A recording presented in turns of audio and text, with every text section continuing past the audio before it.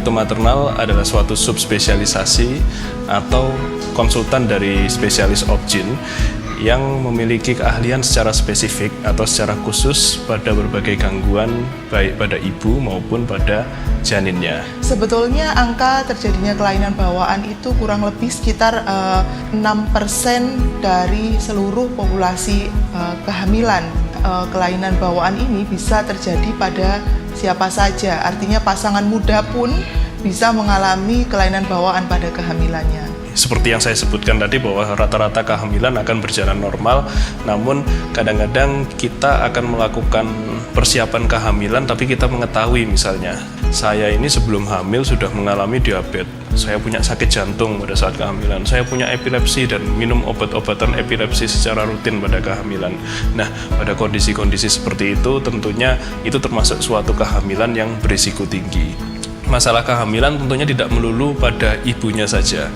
Masalah pada janin juga cukup banyak, seperti contohnya adalah misalnya janinnya mengalami kelainan kongenital atau misalnya janinnya mengalami pertumbuhan yang terhambat.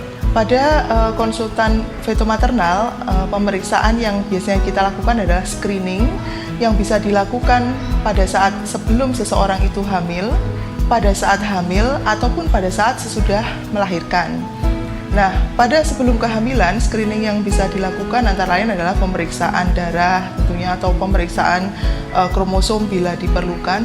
Dan pada saat seseorang tersebut sudah hamil, pemeriksaan yang bisa dilakukan adalah screening dengan menggunakan USG atau ultrasound.